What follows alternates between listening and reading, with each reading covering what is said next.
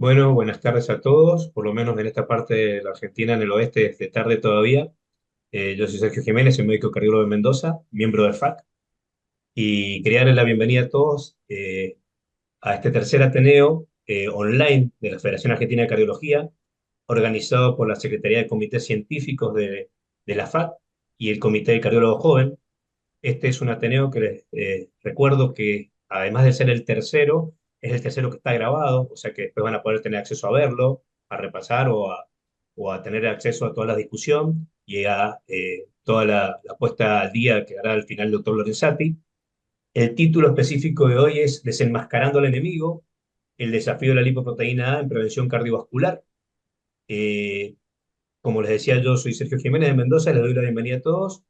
Vamos a decir más o menos cómo está estructurado el tema. Primero vamos a presentar el caso clínico, que lo va a hacer el doctor Ezequiel Quintana, miembro del comité del cardiólogo joven de FAC, y después vamos a contar con un panel de expertos, entre los cuales vamos a discutir el caso, se van a aceptar preguntas, pueden escribir ustedes si quieren al chat, y vamos a contar con la presencia de la doctora Paola Custade, quien es presidenta del Comité de Cardiología del Ejercicio de FAC, con el doctor Marcos Baroni, presidente del Comité de Hipertensión, y José Silveira, presidente del Comité de Obesidad y Diabetes, ambos también de FAC. Y la revisión y la colaboración inestimable de hoy día va a estar a cargo del doctor Alberto Lorenzati, quien es co-director de DAMIC, de la Fundación Rusculleda. Él es presidente de la International Society of Cardiovascular Pharmacotherapy, expresidente de FAC, cofundador y expresidente de la Sociedad Argentina de Lipios, y también es coeditor del European Heart Journal, entre otros antecedentes que ustedes saben que tiene y que estaríamos todo el día y no podríamos terminar con el Ateneo para presentarlo. Así que bueno, muchas gracias a todos por participar. Gracias Paola, José, Marcos y Ezequiel. Te doy la bienvenida al evento y por favor, si querés, empezar a presentar tu caso clínico. Buenísimo, muchas gracias Sergio por la presentación. Ahí arrancamos.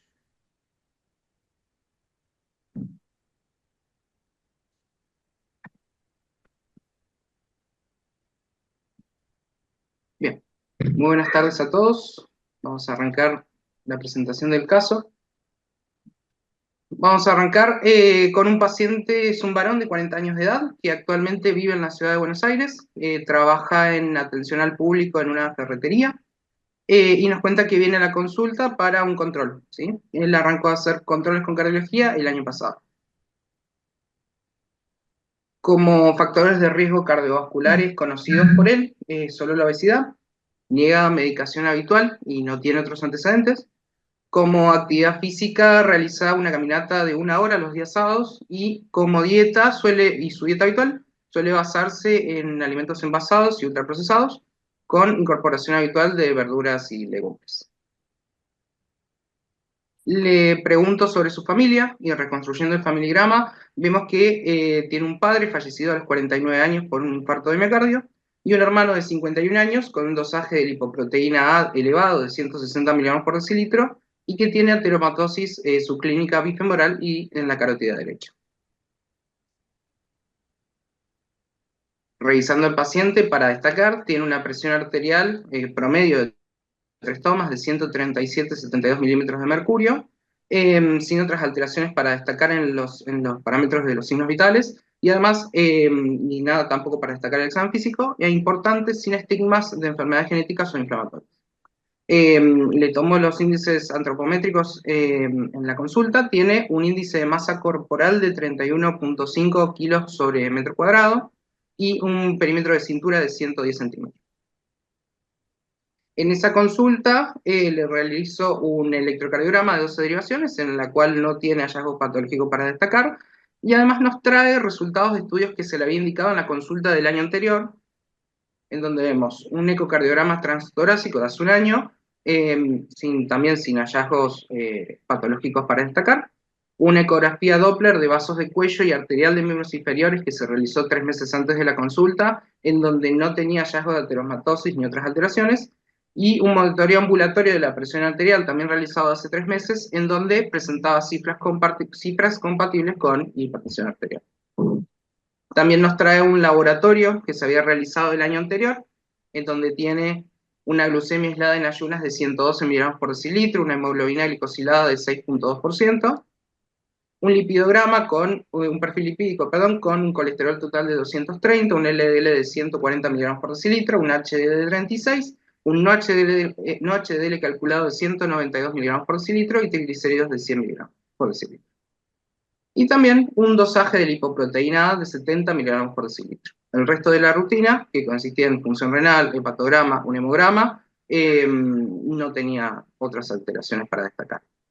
También se realizó un laboratorio un mes antes de esta consulta en donde presentaba valores similares. Con todo esto procedo a hacerle los scores de riesgo cardiovascular.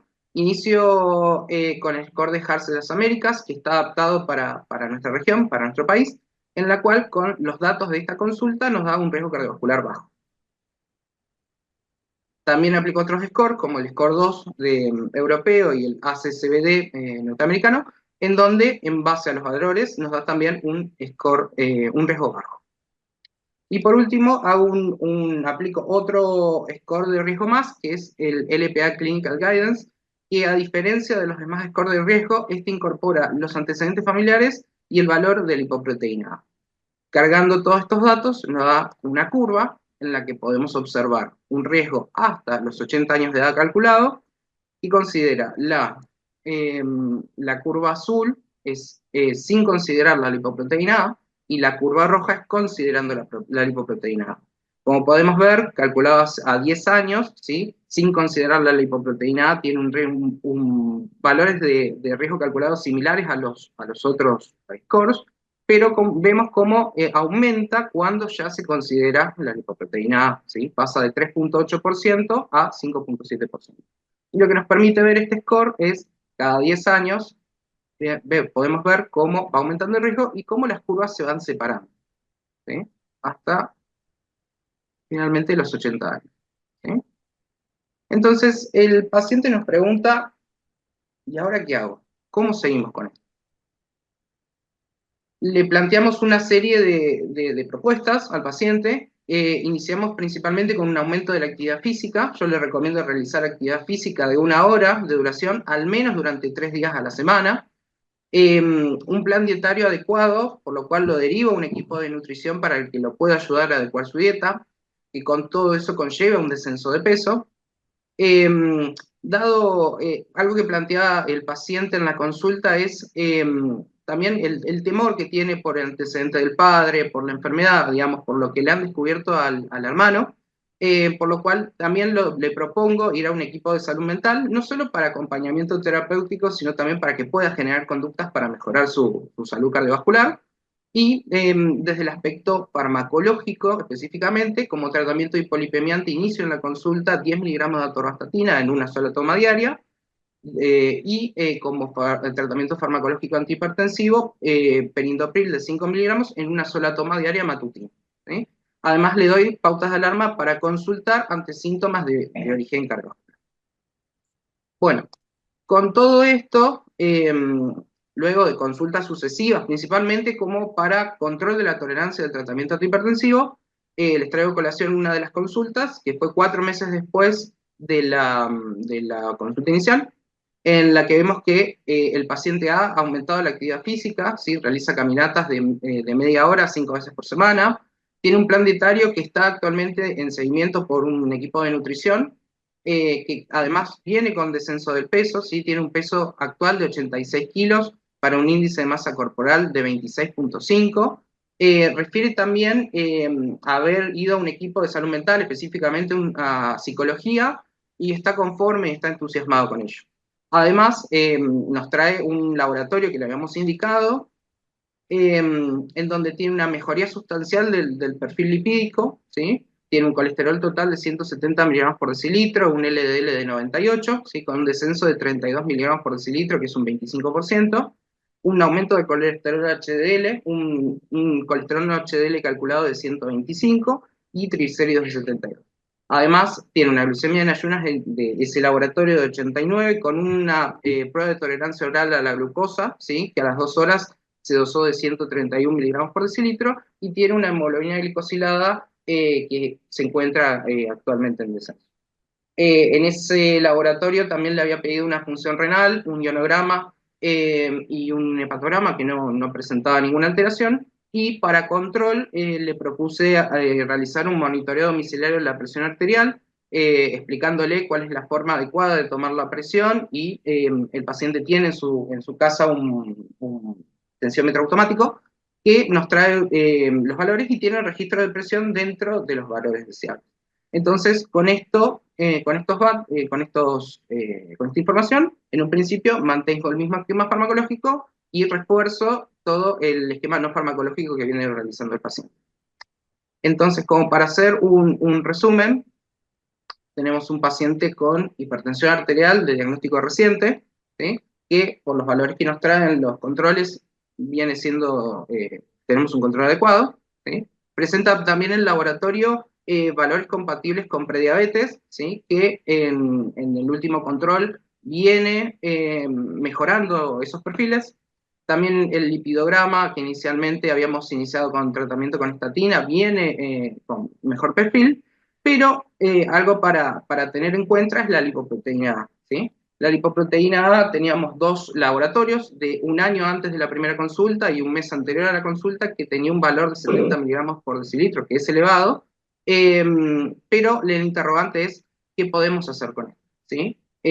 Sabiendo también que el tratamiento con estatinas puede aumentar los valores de lipoproteína. Entonces, yo traigo también para colación, para la discusión, una serie de preguntas en donde si ustedes el tratamiento hipertensivo lo consideran adecuado, hubiese iniciado algún otro tratamiento o un tratamiento combinado de inicio, si el tratamiento hipolipemiante a ustedes también les parece adecuado o hubiesen hecho no iniciado o iniciado un tratamiento combinado, se agregarían algún otro tratamiento farmacológico y si, o no farmacológico, y además si pedirían algún examen complementario más o actualizarían algunos de los ya presentados. Bueno, muchas gracias.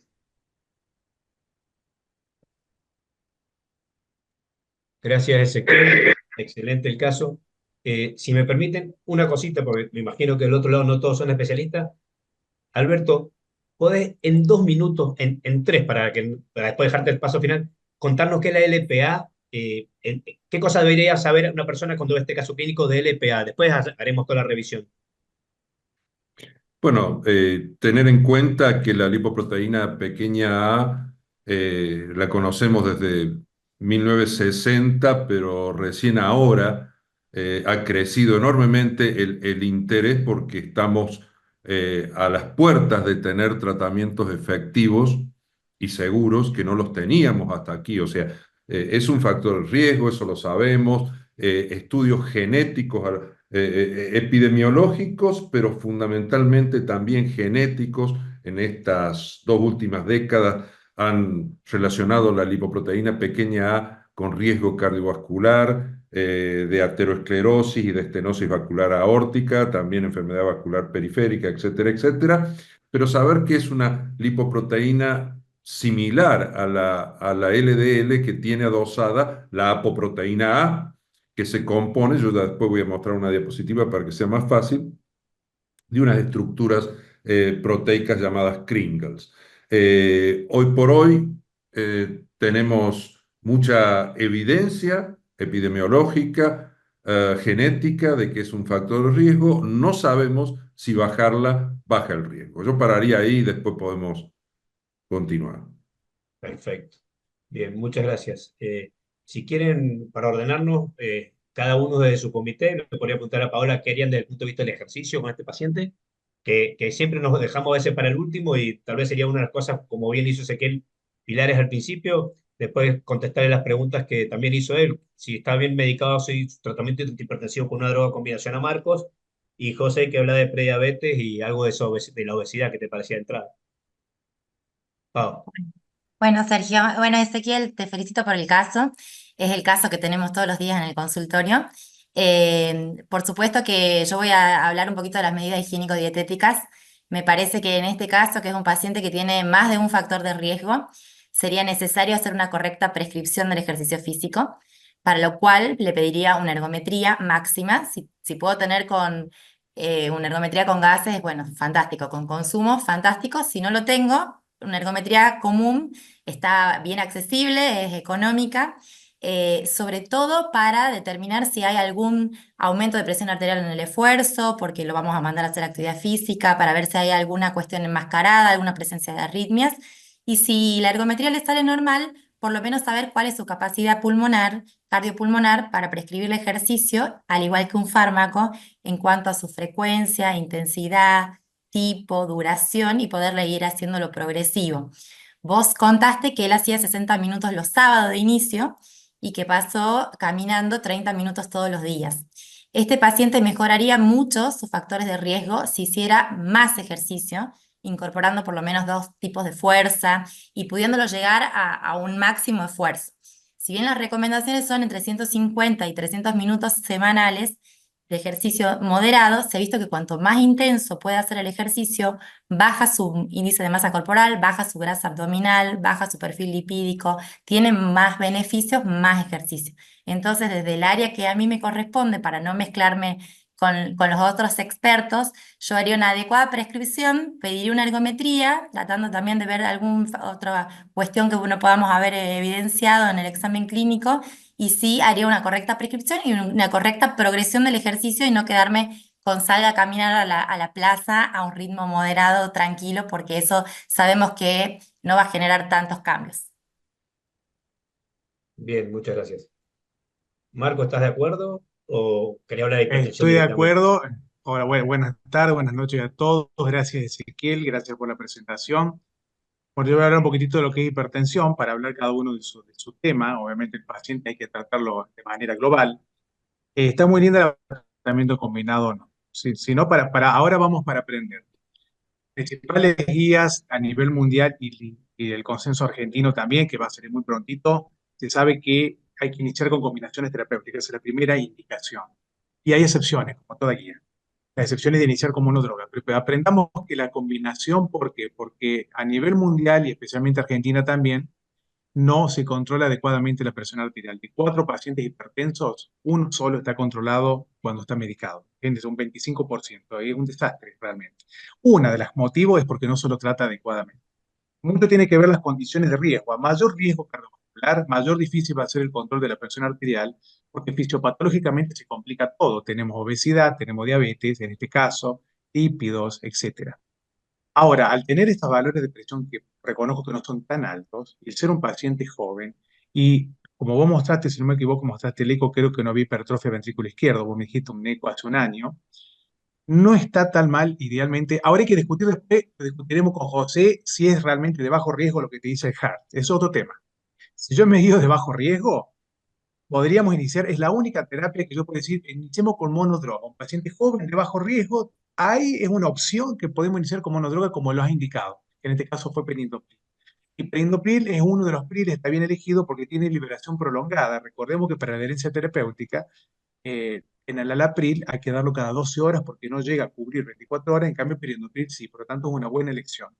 Y una de las cosas que está buenísimo lo que es declarado, que después, gracias al tratamiento global, no solo al perindopril, el paciente vos corroboraste con un monitoreo domiciliario que aparentemente tiene buenos valores de presión arterial. Ayudado por la actividad física, ayudado por el descenso de peso, no tengo duda, seguramente bajó su actividad inflamatoria, que después podemos hablar. Por lo tanto, en este paciente, si yo me guiara por el riesgo, a lo mejor indicaría combinación si lo estratifico bien. O sea que es de bajo riesgo por el HARS, ¿de acuerdo? Pero si yo me guío por el HARS y me guío por la edad y la cifra de presión, puedo iniciar monodroga como hiciste vos, y en este caso le pegaste porque yo creo que fue ayudado por el resto de las cosas.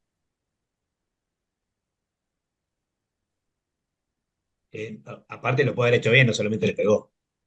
No, perfecto, está muy bien, hizo perfecto. Obvio, obvio, No, obvio. Como te digo, un no, fue paciente complejo, muy lindo el caso. para darle tiempo a José que se desmutiera fue. Entonces. Y Bueno, José, ¿qué Claro. harías con la obesidad y la prediabetes? no, en primer lugar, bueno, gracias por la invitación. Por supuesto, es muy interesante discutir con todos ustedes. El tema es que el paciente tiene 2 momentos. Y si bien acá presentamos los 2 momentos, lo cual habitualmente no es así, digamos, porque nosotros nos encontramos con el primer paciente y las decisiones las tenemos que tomar con el primero. La verdad que la respuesta que tuvo el paciente es realmente probablemente uno de cada 10, uno de cada 20 tiene esa respuesta. Bajó 5 puntos el IMC en 4 meses Felicitaciones, Ezequiel, la verdad, en mi práctica habitual es muy complejo que eso ocurra, exceptuando casos muy aislados. Y obviamente al bajar el IMC en esa cantidad tan relevante en tan poco tiempo, por supuesto que logró controlar ciertas condiciones de riesgo.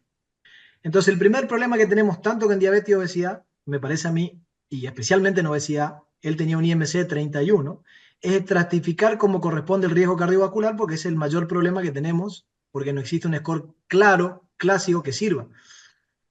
El del LPA lo incluye el IMC a diferencia de los otros que la mayoría no lo incluyen. Entonces, creo que nosotros tenemos que utilizar intensificadores de riesgo en pacientes con 31. ¿Por qué? Porque nosotros vamos a tener que definir qué metas de tratamiento vamos a tener. Tenemos que definir qué meta de LDL. Inclusive ahora vamos a tener que definir qué metas de presión arterial. Salió publicado el estudio en diabéticos, el BIPROAD, hace poquito, hace unos días, que nos dice que el tratamiento intensivo pareció el resultado a lo que fue el sprint, donde dijo que disminuyó la tasa de evento en pacientes con diabéticos, lo cual sabíamos que en el ACOR, en el veterano, en el BARGEP, digamos, nos había dicho de resultados contradictorios, diría yo, con cómo la bajábamos. Bueno, sacando ese punto, me parece que hay que buscar intensificadores de riesgo. ¿Por qué? Porque a veces los tiempos no son los mismos. El tiempo de exposición a la hiperglucemia es un problema grave, porque nosotros darle 4 meses para hacer una prueba de tolerancia, yo considero que es mucho, que en el primer contacto hay que hacer una prueba de tolerancia. El diagnóstico de diabetes por hemoglobina glicosilada, recordar que el valor de hemoglobina glicosilada para diagnóstico viene de la mano de las lesiones de retinopatía diabética. O sea, el punto de corte se estableció a través de la retinopatía diabética, lo cual es un parámetro que no refleja realmente el riesgo cardiovascular que tiene solamente. Entonces, la prueba de tolerancia, desde mi visión, hay que hacerla antes, ni bien tenemos en contacto con el paciente, porque es la primera alteración que ocurre en los estados de hiperglucemia. O sea, la hiperglucemia postprandial es lo primero que se altera. ¿Por qué? Porque lo primero que no logramos hacer es bajar la producción hepática de glucosa a pesar de que hayamos comido.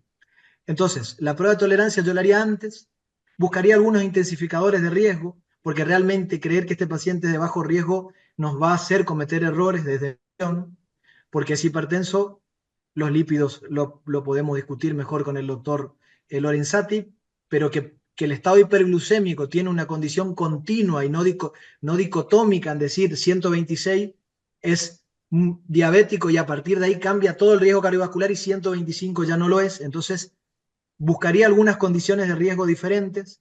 Por supuesto, hoy teníamos una charla ahí con Sergio de si hay que buscarle lesión hepática con hígado graso. Yo particularmente creo que sí. Creo que obviamente, dependiendo de dónde estemos, podríamos hacer un score de calcio. El paciente entendí que no tenía termatosis subclínica, pero habría que buscar un score de calcio, independientemente del valor de LPA o inclusive con el valor de LPA, que lo discutiremos más adelante. Entonces yo creo que había que estratificarlo al primer paciente porque la respuesta que tuvimos es fantástica, pero no es lo que pasa habitualmente. Para ahí definir metas de glucemia, metas de LDL, metas de presión arterial, porque en general podrían diferir no tanto en el valor, sino en el tiempo a llegar a la meta. Porque, por ejemplo, si nosotros tenemos que llevar en forma temprana, podría tener indicación de una terapia farmacológica para tratar el IMC más de 31. Si bien no tenía, sabemos que el estudio SELECT, por ejemplo, está bien que la mayoría tenían eventos cardiovasculares, pero había un subgrupo que tenía factores de riesgo y semaglutide logró bajar los eventos cardiovasculares, pero más que nada no por el descenso, no solo por el descenso de peso, sino por la disminución en forma más temprana. Entonces yo creo que hay que buscar estos intensificadores, para ir resumiendo, buscar diabetes o prueba de tolerancia previa y intentar buscar alguna lesión como ateromatosis subclínica o un score de calcio para definir no solo las metas, sino el tiempo. Perdón si me fui porque me engancho. Bien, bien. Y otra cosa importante que también, aparte del índice de masa corporal, 110 centímetros de cintura tiene este paciente, que también nos tiene que hacer ver las cosas. Y después me voy a meter específicamente con tratamiento, con SEMA y todas estas cosas, prediabetes, que está bueno. Alberto, algo para opinar sobre los lípidos, sobre las mediciones que tenía, el no HDL, y después te voy a preguntar lo que siempre pregunto, ¿a todo a 10 a todo el mundo? Bueno, en primer lugar, felicitaciones, Ezequiel, porque es un caso de los que vemos todos los días. Es un paciente de mucho riesgo y nos muestra una vez más que los calculadores estándar, estos pacientes escapan. Si vos les haces el HEART, le haces el ASCVD, etcétera, etcétera, en todos va a tener menos de 5, 3, etcétera, etcétera.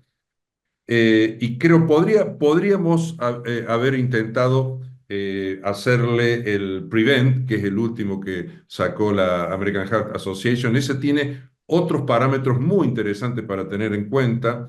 Tiene hemoglobina glicosilada, tiene tasa de filtrado glomerular, tiene albuminuria, o sea, está pensado para el paciente de hoy con riesgo cardiorreno-metabólico. Habría que ver si con eso nos da un poco más de riesgo, pero básicamente en un individuo relativamente joven como este, es difícil que los calculadores marquen verdaderamente el riesgo que tiene. Pero es un paciente que, como acaba de insinuar Sergio con el perímetro de la cintura, es un paciente que tiene depósitos ectópicos de grasa que están marcando ya una fisiopatología muy agresiva para el sistema cardiovascular. Probablemente tenga hígado graso, no tenemos ni FIB4, ni tenemos parámetros de enzimas hepáticas, pero es muy probable, no tenemos eco, etcétera, pero es muy probable y quizás tenga en otros tejidos que hoy realmente están en el foco de las investigaciones y nuestra atención, como la grasa epicárdica, etcétera, etcétera. Pero para no desviarnos de lo concreto, es un paciente que, por ejemplo, en los lípidos tiene un colesterol remanente, que es el colesterol que queda cuando hemos sacado el HDL, o sea, eso es colesterol no HDL, que correlaciona bastante bien en general con apoproteína B, que sería quizás el mejor marcador, el más específico y sensible del riesgo de este paciente, que es un paciente metabólico. Y muchas veces nos puede pasar, no es este el caso, pero en pacientes diabéticos o prediabéticos tenemos un LDL que no nos dice mucho, o por lo menos no es impactante el valor. Entonces, si sacamos el colesterol total, el HDL, tenemos no HDL. Si a eso le restamos el LDL, preferentemente determinado de manera directa para no estar haciendo cálculos sobre cálculos, tenemos una cifra que debería ser menor a 30, menor a 25 inclusive, y en este paciente es 52. O sea, es un paciente, pese a no tener triglicéridos muy elevados, no anoten los triglicéridos, pero tiene un colesterol remanente importante. Y eso después baja, qué interesante, con el tratamiento y sobre todo con el cambio que ahí creo que José señaló muy bien cómo había impactante las modificaciones del estilo de vida, cómo lo hicieron bajar el índice de masa corporal. Bueno, baja a 27, o sea, realmente se acerca a una cosa más, con menos riesgo. Si vos me preguntás si en este paciente yo le hubiese dejado con atorvastatina 10 miligramos, no, yo le daría otra, digamos, otra dosis de estatina buscando un descenso mucho más significativo del LDL, porque este es un paciente de altísimo riesgo. José decía, bueno, busquemos aumentadores de riesgo. A lo mejor tiene proteína C reactiva ultrasensible aumentada. No lo sabemos, pero es muy probable. Y ahora ha quedado con un LDL borderline a 100, que no es lo mejor para este paciente. Este paciente debería estar, qué sé yo, por debajo de 70, ustedes podrían coincidir con eso.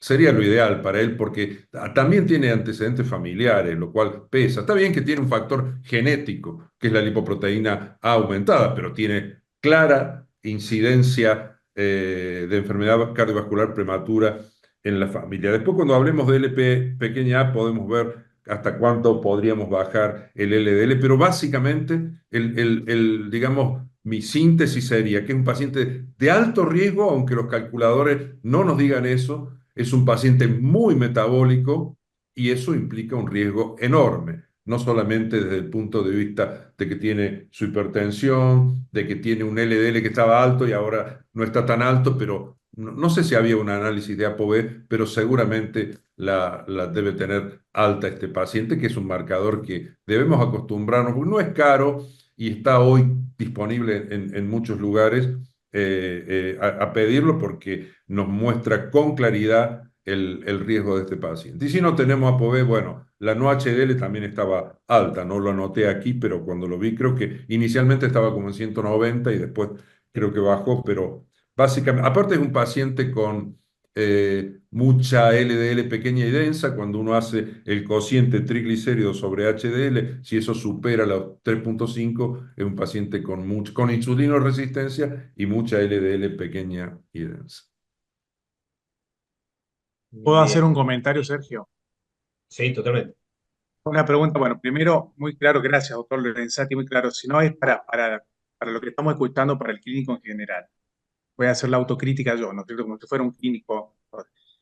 Tenemos hablando de un paciente que es muy de alto riesgo cardiovascular. Lo presentaste muy bien, Ezequiel.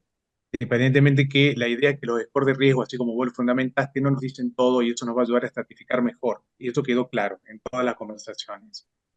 Entonces mi pregunta es, porque este es un caso especial, porque él tiene una genética en contra familiar y tiene un hermano con lipo A elevada. Pero hagamos de cuenta que no tiene lipo A elevada, el hermano.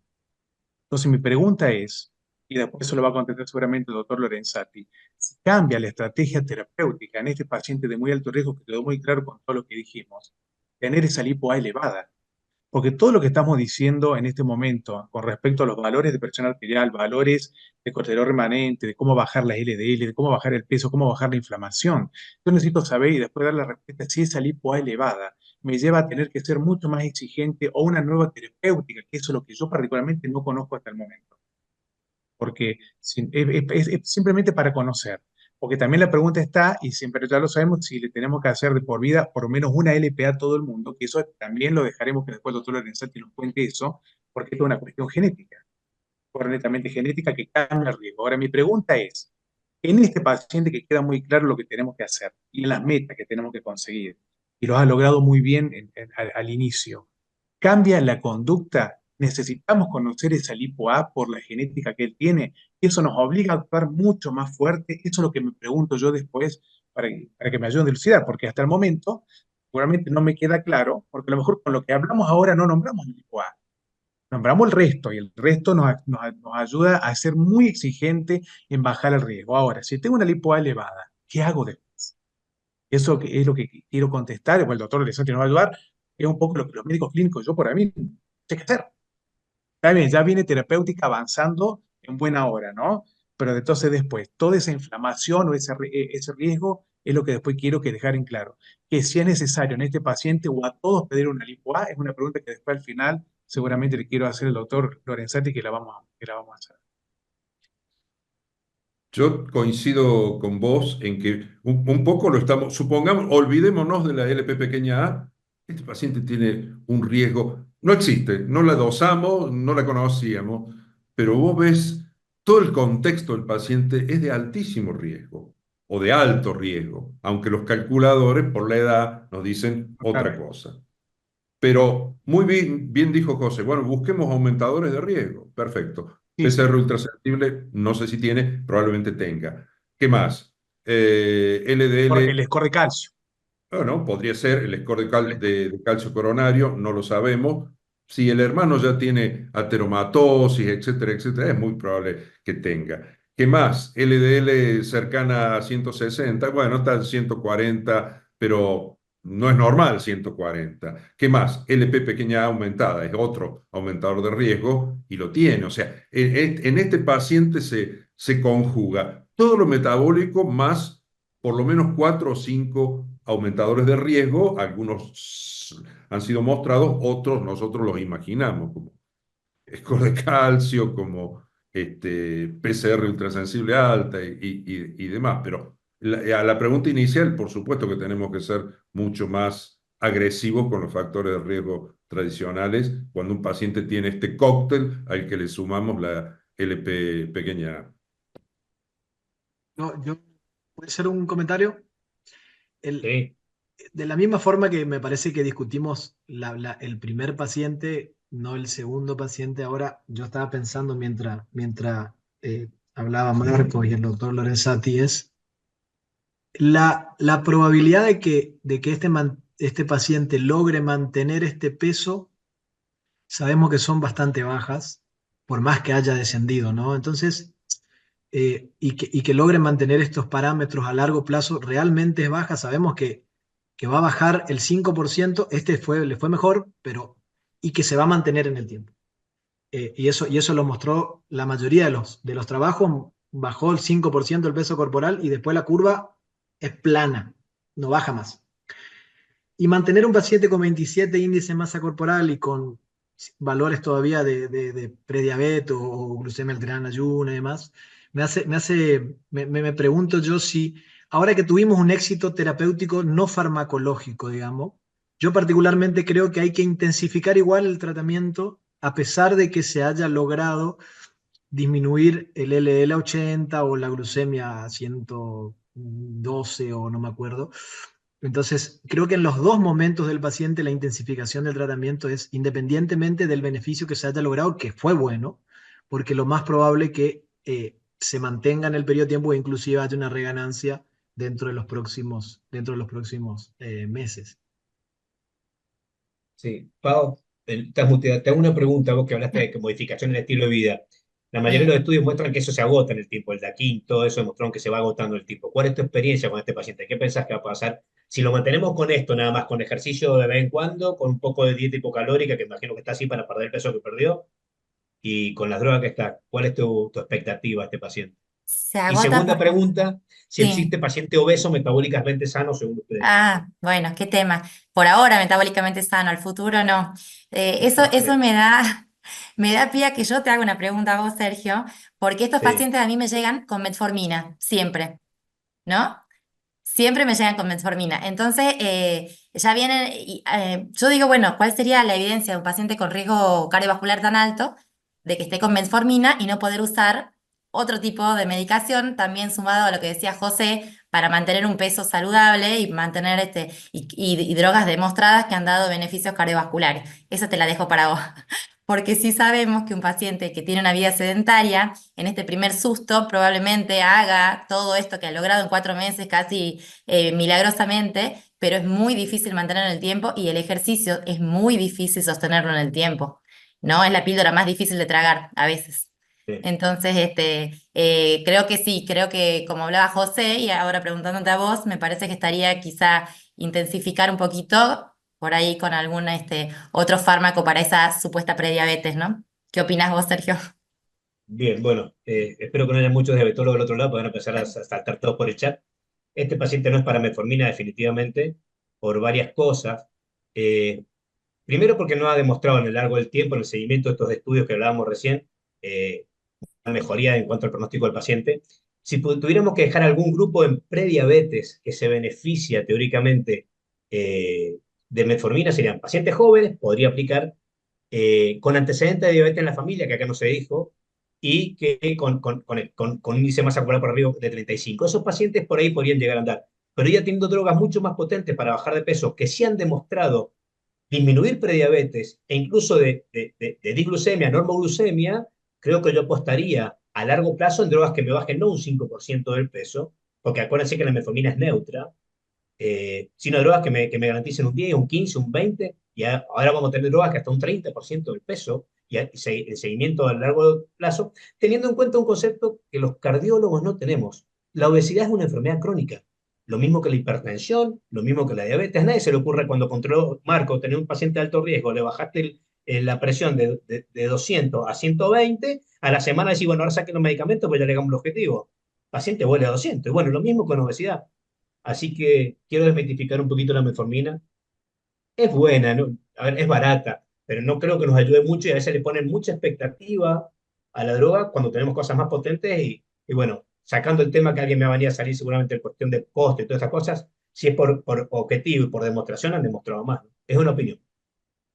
Hablando específicamente casi, para no lo dije, agonista de receptor de GLP-1, que son estas drogas que estamos hablando generalmente, y que además tienen beneficio cardiovascular demostrado. Al doctor Lorenzati, a todo el público. Este es un paciente de alto riesgo cardiovascular. Queda claro que tuvo buena evolución. Le agregamos la lipo-A, queda claro que a lo mejor tenemos que dar más estatina, etcétera, etcétera. Tenemos esa lipo-A elevada, supongamos, porque no lo sabemos, Ezequiel, que le da un score de calcio algo elevado. Este sería un paciente, a pesar de tener prevención primaria, por más que no tengo nada de evidencia científica, de poder, por un tema de protección, de indicarle aspirina, por más que no lo sabemos. Así como es indicación 2B en un diabético de alto riesgo en prevención primaria. Le queda claro que la prevención secundaria de la aspirina tiene que estar. Pero un diabético de alto riesgo, muy alto riesgo, la guía de prevención le dice que es indicación 2B si no tiene contraindicación. Pongámosle, este puede ser un paciente de indicación 2B para aspirina por tener una lipo A y el antecedente del hermano y la muerte temprana de su papá. En pacientes en prevención primaria, si bien el consenso no es absoluto, pero sí hay bastante evidencia de estudios observacionales de que la aspirina, en la dosis que usamos como antiagregante, puede tener efectos favorables. Por lo tanto, en este paciente yo no dudaría en darle. Si estuviese en prevención secundaria, cero duda, pero está en prevención primaria, yo se la daría, le explicaría al paciente, vería que no tenga gastritis o ninguna otra cosa, trataría de usar una aspirina a bajas dosis con protección, con protección gástrica, y yo le daría, porque hasta lo que tenemos hasta hoy, hay una evidencia más fuerte en favor de darle que de no darle. Así que yo definitivamente le daría aspirina. No nos olvidemos que la LP pequeña a es una lipoproteína aterotrombogénica. La Esa, homología de la apoproteína A con el plasminógeno es de un 80 o más por ciento, y siempre se le ha, digamos, endilgado que su riesgo no solamente está en el riesgo aterogénico, sino aterotrombogénico. Por lo tanto, la aspirina, en este caso en prevención primaria, sería desde mi punto de vista una indicación. puede ser, Sergio. Sí, José. Yo creo que justamente LPA en este paciente nos da una mano hoy para pensar más a favor de la aspirina, que cuando si no tenemos LPA en esta condición. Porque cuando no tenemos LPA nos basamos en score de calcio probablemente, o en ateromatosis subclínica, o alguna otra condición que nos ayudaría a decidir cuál ponerle la aspirina a los 40 años, como dijo el doctor. Y el LPA, como también lo dijo, me parece que nos da una ayuda bastante más relevante justamente para indicar un tratamiento que habitualmente todavía teníamos esa, esas dudas en cuanto al beneficio por esa posibilidad trombogénica, que me parece que hay que darle un valor sustancial.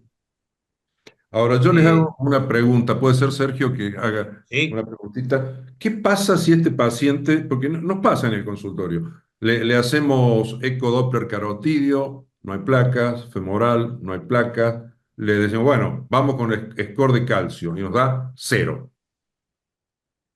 ¿Qué pasa? ¿Nos quedamos tranquilos? Decimos, se lo no, es mando a la otro doctora paciente, Curtay, vaya nomás, se lo mando a la siga, doctora como Curtay dicen que los lo ponga a árbitros caminar de todos los días. fútbol. ¿Cómo? Se lo mando a la doctora que lo ponga a caminar todos los días. No, yo personalmente creo que es probable que te salga, te puede salir también cero, lo cual no quiere decir que yo me quede tranquilo que este paciente no se me va a... Tiene muchos años todavía para estar expuesto a la enfermedad, a la disglucemia, a la hipertensión, a la obesidad, a la inflamación, ¿está? Lo repetí 2 veces a propósito, ¿no? Porque todavía estoy olvidándome las cosas. Entonces, sería, lo seguiría viendo con el mismo, igualmente de reojo, eh, lo seguiría, por supuesto, si le voy a tratar el factor de riesgo, y acá me voy a meter con los lípidos, y si no estás de acuerdo, estaría bueno que me lo digas, y le voy a dar le voy a hacer abrir la boca, me tomo una estatina, por lo menos le daría una estatina más potente, y si puedo, se lo daría combinado con acetinib. Yo no tengo miedo en bajar el colesterol de este paciente, cuanto más bajo mejor, y antes que esperar que le pase algo, si voy a dar una droga. Y no me hace falta ver una placa para esperar que le pase algo. Es una opinión, pero no cambiarían nada las cosas. Y vuelvo a decir, yo veo un paciente con 110 de cintura, con 104 de cintura, y es inflamación para mí, ¿está? Y es lo que me va a complicar más temprano que tarde el paciente ese. Y vuelvo sobre una cosa que dijo al principio José, es un paciente que venía con prediabetes y tenía 116 ya de glucemia, 115 por ahí. como es una variable continua, porque nosotros la hemos hecho dicotómica, como es una variable continua, está demostrado que a medida que se acerca más al punto de corte, más riesgo tiene ese paciente. No lo esperaría yo, por más que me dé, creo que me va a ayudar a intensificar mucho más y con menos cargo de conciencia si le encuentro una lesión en algún lado. Pero no dejaría de verlo como un paciente de potencial de riesgo con los antecedentes familiares y con todo eso que tiene. Yo coincido porque, a ver, si el score de calcio cero lo tiene a los 60 años, es otra historia, pero tiene 40, en una de esas tiene placas blandas y no tiene todavía calcio, o las Calcificación. placas no son tan significativas por ahora, ¿no? Sé que sí, coincido totalmente, yo no me quedo tranquilo. Si bien el valor predictivo negativo es muy importante con el calcio cero, y cuando es más de 300, dicen los que están en el tema, es un equivalente a prevención secundaria, pero yo en este caso no me quedaría tranquilo con el cero por ahora porque es un individuo joven. Bien. Bueno, no sé si alguien quiere aportar algo más. Ezequiel, estás muteado si querías. Sergio, si me permitís un último comentario, que es algo que muchas veces no lo incorporamos al consultorio, es difícil de medirlo y en él quiero agregar un detalle al caso que para mí jugó a favor y también jugó en contra. Es un paciente que en la primera consulta vino muy asustado por los valores del laboratorio, vino muy asustado por los antecedentes de su familia. Yo creo que le jugó a favor a largo plazo en lo que uno le propuso para cambiar, pero también el estrés psicosocial que tenía de ese paciente, la ansiedad con la que llegó a la consulta, no le iba a jugar a favor a largo plazo. Creo que la propuesta de un manejo multidisciplinario, ya escapando, digamos, de un nutricional o metabólico con psicología, con un equipo de salud mental, digamos, en él ayudó mucho. En él ayudó mucho. En las consultas sucesivas vino mucho más tranquilo. Siempre fue un paciente que desde el momento uno se pudo charlar todas las propuestas de tratamiento, no tuvo problemas, siempre fueron consultas de bastante tiempo, pero a medida que fue cambiando, fue sintiéndose mejor, fue viendo respuestas, creo que esto fue un parámetro clave, digamos, en el tratamiento a largo plazo, y que muchas veces uno no lo considera en el consultorio, el acompañamiento psicológico, digamos. El aspecto psicosocial hay que considerarlo siempre, la verdad. Bien, perfecto. No sé si hay algún tema más para aclarar o agregar, si no le pediría a Alberto que comparta la presentación para hacer una puesta al día de todo lo que hemos estado hablando, sobre todo de lo que es lipoproteína A para los que no están tan familiarizados. Y mientras tanto, y hasta que esté subida, quería recordarles que el año que viene vamos a seguir con esto y agradecer fundamentalmente a dos pilares de esto de Ateneo, que son Mariana Cruz, que está por ahí muteada y se ha sacado el video, y también a Jorge Flores, que uno cuando hace los agradecimientos se acuerda y que siempre es el que hace posible que nosotros podamos estar en tiempo, forma y no digo en buena forma porque no es mi caso, pero por lo menos en forma para esta presentación. Así que agradecimiento a los dos. Alberto. Bueno, ¿están viendo la presentación? Sí, perfecto. Bueno, conflictos de interés que los paso. Bueno, la lipoproteína, voy a tratar de ser muy concreto y rápido para ajustarme a los 10 minutos y para que los colegas, que muchos serán clínicos, otros cardiólogos, se lleven los aspectos muy importantes. Básicamente, la lipoproteína pequeña a, entre paréntesis, fue descubierta en 1963 por casualidad, como sucede muchas veces las cosas en medicina, y es una LDL que tiene adosada a la apoproteína A, que es un conjunto glicoproteico formado por estas estructuras que se llaman Kringles, del 1 hasta el 10, con la particularidad de que el Kringle 2 puede tener diversa cantidad de copias, puede tener, no sé, desde 4 o 5 hasta mucho más de 20, y esto le da una longitud o un tamaño a la apoproteína A, que dicho sea de paso está unida por un puente disulfuro con la apoproteína B. O sea,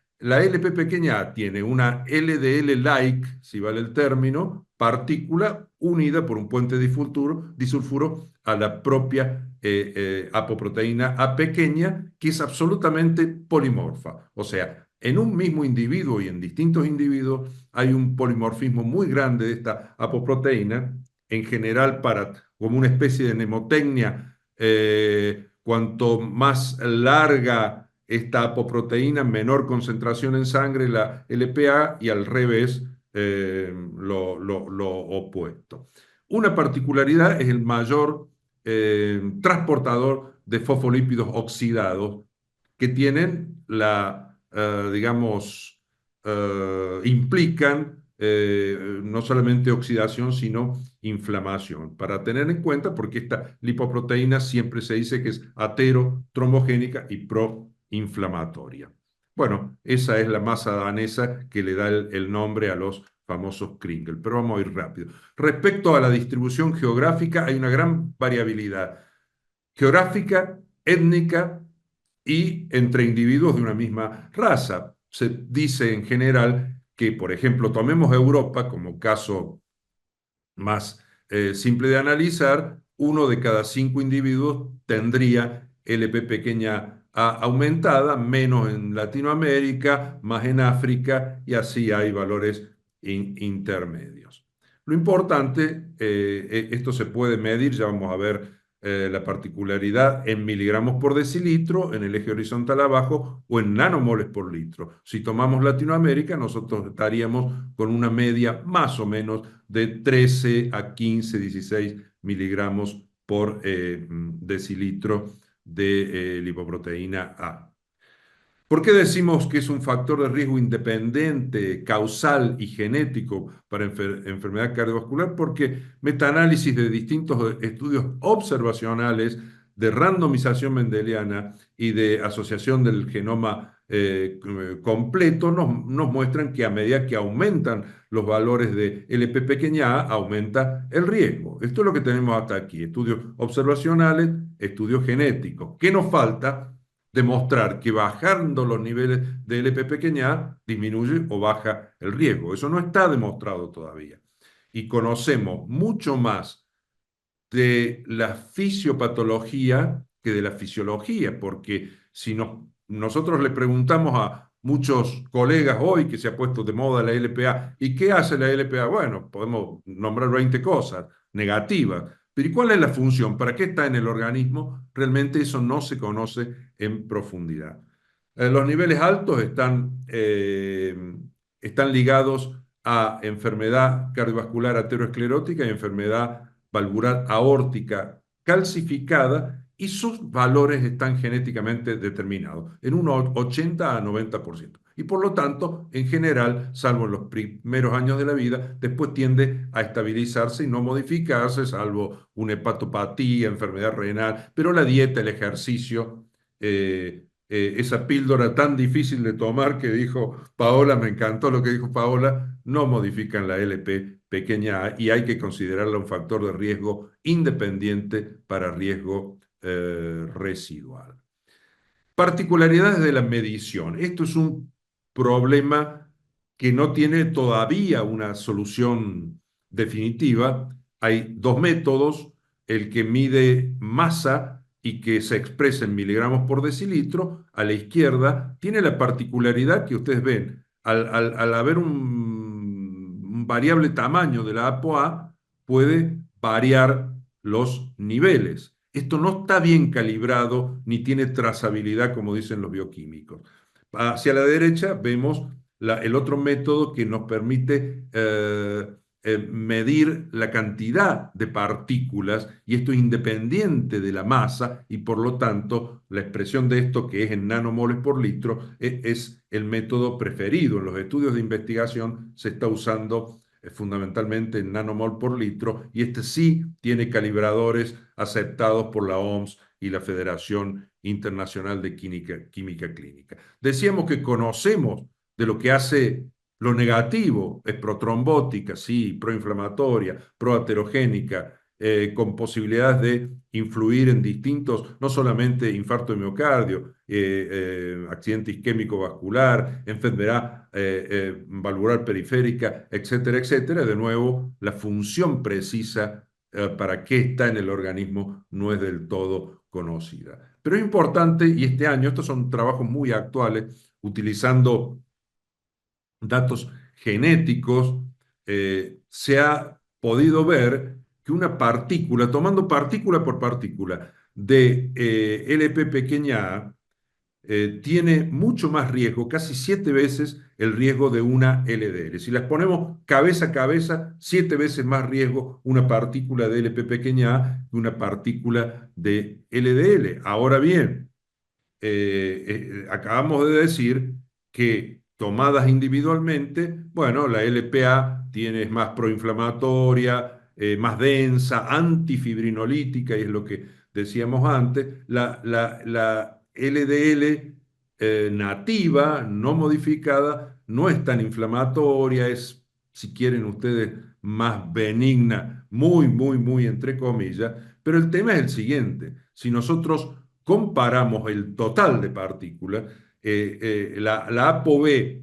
referida a las LDL es muchísimo más que la ApoB referida a las LP pequeña a. O sea, si nosotros tomamos, un paciente tiene 100 de ApoB, bueno, el 10%, 10 puede ser de LP pequeña a, no más que eso en condiciones normales. O sea, es un factor de riesgo, hace lo que ya sabemos que hace, pero no nos olvidemos del LDL, como por ejemplo en este paciente, porque cuantitativamente son muchísimas más las partículas de LDL y la cantidad de apoproteína B, que es lo verdaderamente aterogénico, es muy superior también. En esta diapositiva es simplemente, no quiero, uy, se me han ido bastantes minutos, decirle que trabajos muy nuevos marcan o muestran de que es independiente de los niveles de de proteína C reactiva ultrasensible. O sea, hay muchos trabajos que dicen que se potencian, pero este trabajo, y por eso me gusta y lo traigo aquí, porque está tomado de casi 360.000 pacientes del biobanco del Reino Unido y 35.000 pacientes de los estudios Fourier y Sabor, muestra que la LP pequeña a se mostró independiente de los niveles de proteína C reactiva ultrasensible.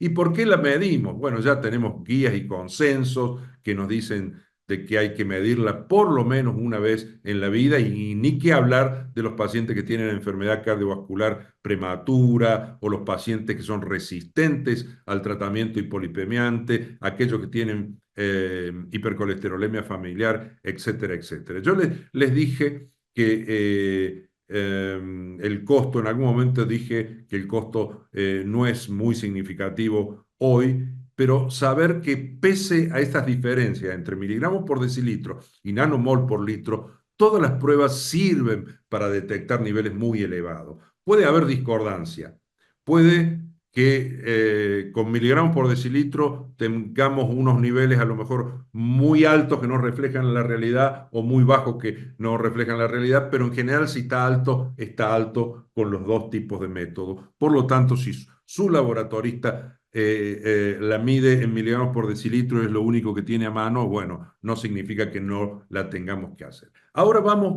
a lo de este paciente. Miren esto que interesante, y que es el hecho de que a medida de que mayor cantidad de otros factores de riesgo, se aumenta notablemente la posibilidad del riesgo ateroesclerótico. Miren, en verde, LPA 7 miligramos por decilitro, en amarillo 50, que sería un límite, no un límite normal, porque lo que se espera es que sea menos de 30 miligramos por decilitro, pero digamos, a partir de 50 realmente es para preocuparse, como el paciente nuestro, y extremadamente elevada, 150 miligramos por decilitro. Las barras en rojo y en amarillo nos van mostrando cómo a medida que hay un solo factor de riesgo, dos o más, o mucho más factores de riesgo, el riesgo aumenta realmente de manera geométrica. Entonces, estos autores, en este trabajo muy reciente, ¿qué nos dicen? Y bueno, señores, bajemos los factores de riesgo,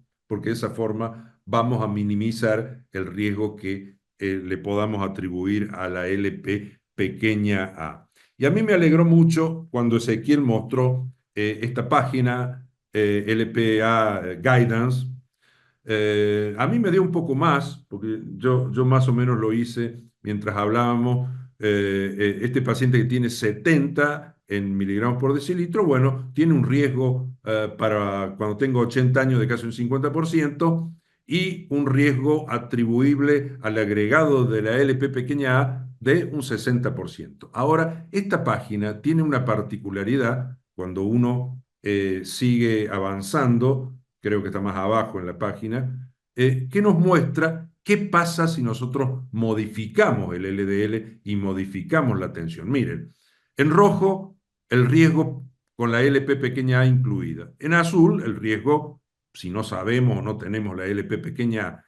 Y en celeste el riesgo, cómo baja cuando nosotros bajamos, creo que por aquí está. ¿Ustedes ven el cursor de mi computadora? Creo que sí, ¿no? Si nosotros bajamos 70 miligramos por decilitro, y Sergio prácticamente no lo dijo con nombre y apellido. Gente, si le damos, a ver, rosuvastatina 20 más ezetimibe, que no viene en un solo comprimido, ese paciente le baja a 60 miligramos por decilitro el LDL, no tengo duda. Entonces, si tenía 140 y se lo bajamos 70 miligramos, nos quedan 70. Y eso va a ser lo que sucede. Miren, a los 50 años, 10 más de los que tiene, ya va a tener un riesgo casi igual a que si no tuviese LP pequeña A aumentada. Y a los 60 ya se separó y está con mucha mejor perspectiva. Ojo que acá hemos incluido en la parte de abajo del calculador, si le bajamos 10 milímetros de mercurio, o sea, tenía 137, bueno, se lo bajamos a 127, que creo que con el perindopril en esa dosis baja. O sea, esta página a mí me encanta, esto no es exacto, no es matemático, está hecho en base a datos genéticos, el biobanco, etcétera, etcétera, pero por lo menos es una referencia para quedarnos tranquilos. A este muchacho le bajamos de 140 a 70 el LDL, le bajamos de 137 a 127 la presión arterial y gente, la línea celeste nos dice que va a tener un riesgo bastante menos que al que hubiese tenido en la línea rojo y si no tenemos LPA, ni la conocemos, ni tenemos laboratorio, en azul es lo que tiene por lo que tiene, o sea, por su disglucemia, por su colesterol elevado, etcétera, etcétera. Ya vamos terminando. Entonces, ¿qué es lo que sabemos y qué es lo que no sabemos? No existen tratamientos hipolipemiantes que podamos prescribir que bajen suficientemente la LP pequeña a. Se están desarrollando fármacos basados en la interferencia del ARN mensajero de la síntesis de apoproteína A. 4 drogas, pelacarsen, olpasiran, serlaciran y lepodisiran. Todos esos están muy avanzados, también son inyectables, y Muvalaplin, que es una molécula oral que también tiene una interesante reducción del 65% de los niveles circulantes de LP pequeña a. Los otros la reducen 80-90%. No sabemos, porque esto hay que ser consciente, los riesgos a largo plazo de la disminución de LPA, porque su papel fisiológico todavía no está del todo conocido, y si la disminución de LP pequeña A en todos estos estudios va a servir para algo, y si no, ¿cuántas veces nos ha pasado en medicina? Nos pasó con, a ver, que yo recuerde, ayúdenme, nos pasó con la homocisteína, nos pasó con los estrógenos, ¿se acuerdan? Que el reemplazo hormonal para prevención cardiovascular en la mujer postmenopáusica, bueno, finalmente eso falló. De lo que tenemos hoy, si tenemos un paciente y tenemos que darle algo, pero no como indicación, bueno, los inhibidores de PCSK9 bajan 25-30% los niveles de LP pequeña a, pero de nuevo, no son indicación. Y estos son los trabajos que están realizando. Aquí en Argentina estamos participando en 3. El Horizon, que es el más avanzado, se termina el año que viene. El Ocean, yo estoy participando en este, se termina en el 2026. Y el Acclaim en el 2029. Bueno, veremos qué pasa. Es todo con final abierto. Yo estoy convencido de que estos estudios van a ser positivos. Entonces, en resumen, la LP pequeña A es como una LDL que tiene 2 componentes proteicos. El de la LDL, que es la ApoB, y la ApoA es el principal transportador de fosfolípidos oxidados y eso tiene que ver con inflamación. la concentración, y esto por eso es genética, está regulada por el gen de la LPA, ¿eh? Todo con mayúscula porque estamos hablando de un gen. Diferencias étnicas y también en su distribución poblacional. Y bueno, todos los estudios epidemiológicos, genéticos y demás muestran la estrecha relación con riesgo de enfermedad coronaria, ictus, insuficiencia cardíaca inclusive también, y enfermedad vascular periférica. Entonces, riesgo independiente, no hay medicamentos, bueno, contaremos con medicamentos específicos, creemos que en breve, y los estudios habrán de demostrar si esto sirve y si realmente esto se confirma, bueno, vamos a tener una ventana de oportunidad para un 20% de la población que tiene LP pequeña a aumentada. Bueno, muchísimas gracias. Bueno, muchas gracias Alberto, a Ezequiel, Paola, José y Marcos. Repito, Mariana y Jorge que están atrás, y a todos los que han estado hasta esta hora, que son varios, por haber participado de esto. Espero que el año que viene, si hay uno a fin de año nos invitan, tengamos algunos resultados de los estudios, como decía Alberto, ¿no? Así es. Bueno, de mi parte un gusto que me hayan invitado. Muchísimas gracias. Muchas Bien, gracias por la invitación. Gracias, Ezequiel. Gracias. Un Muchas gusto a gracias a todos. todos por la invitación. hasta el año que viene con el próximo Ateneo. Hasta luego. Hasta luego.